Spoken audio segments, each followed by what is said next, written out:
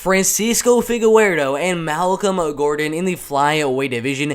I'm going to say it right now. Malcolm Gordon's chin is absolutely horrible. 12 wins and 5 losses. Every single loss being a finish in the first or second round. First on triangle loss, first on knockout loss, first on knockout loss, second round knockout loss, and another second round knockout loss.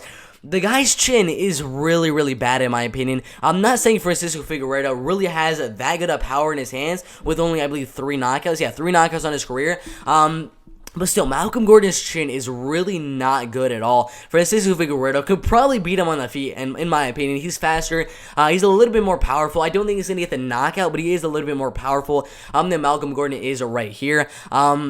Malcolm Gordon, most of his wins are by submission, on the ground by ground up on TKO or by submission. He's probably winning the fight to go to the ground, get a Kimura, get an armbar, get a triangle, something like that. Francisco is probably winning the fight to stay on the feet, and he has better wrestling than Malcolm Gordon in my opinion. So if the fight does go to the ground, I don't really see Malcolm Gordon getting on top because he's not as good of a wrestler as Francisco Figueiredo. So I think Francisco will get on top in the wrestling game and do kind of what he did against Roma Rivera, kind of just staying on top, ground and pounding, not really looking for the submission, just looking to ground and pound and grind out the decision. That's probably what's going to happen if the fight does hit the ground, but there is always that threat of a submission from Malcolm Gordon, of course, by armbar, by triangle, or by Kimura, of course.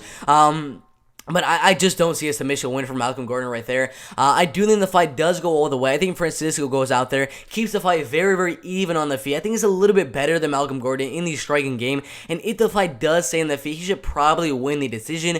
Well, there's probably going to be some wrestling and grappling mixed in as well. So I think he's going to get a couple of takedowns here and there as well. And overall, that will help him win the fight by a decision. He has better wrestling, could control the fight on the ground. And on the feet, he's faster and more powerful. So he'll win the fight on the feet. So wherever the fight goes, in my opinion, I have Francisco Figueiredo winning the fight. So right here, my prediction is going to be Francisco Figueiredo winning the fight by a decision. The betting odds for the fight, minus 300 for Francisco Figueiredo. It's a little bit much. It's a little bit much in my opinion because minus 300 right there, I'm much more confident in Phil Hawes beating Deron Winn than I am in Francisco Figueiredo beating Malcolm Gordon right there.